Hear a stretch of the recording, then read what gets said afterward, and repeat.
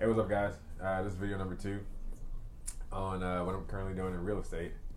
Gonna go over kind of a brief overview of the program and what we've covered in the first 3 weeks. So, pretty much the coaching program I got, this company called the Real Estate Education Group. The way it works is, so I have access online to like a fast library of information about real estate investment. I'm currently focused on, like I said, on wholesaling.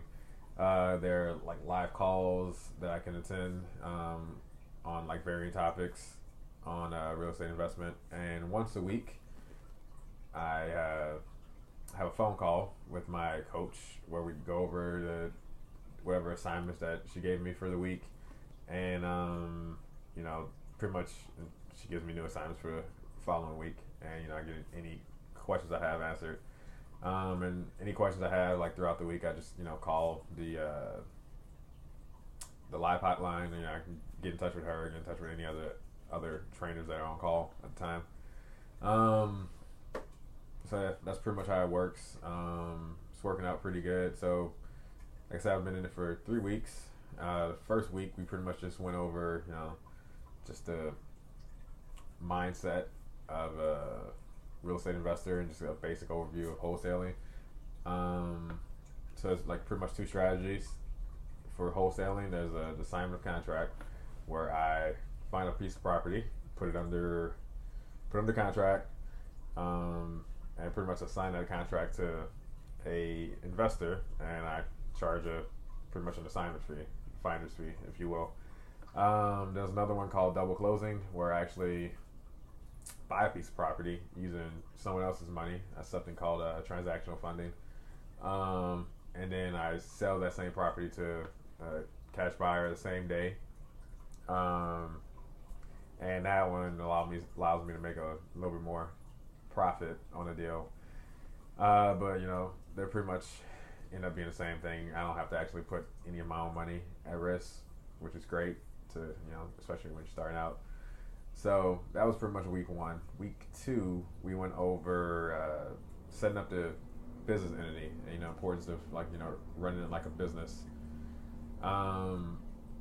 So I went through and did all the stuff over stuff that you need to have for a business, like so there's the LLC, the business name, business email address, business phone number, which I'm doing through Google Voice, business cards, things like that.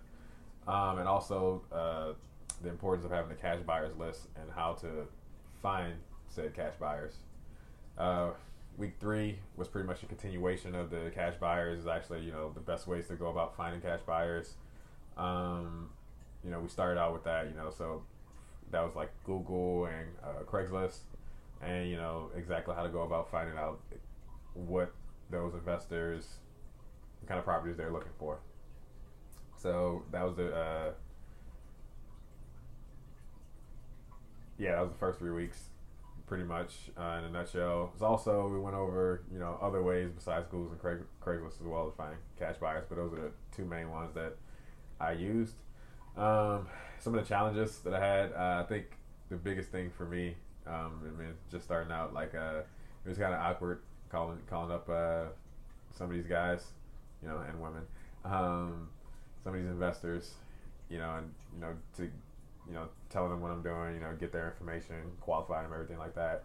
But after about, after about 15 of them straight, pretty much, the nerves are mostly gone, not completely, but they're mostly gone.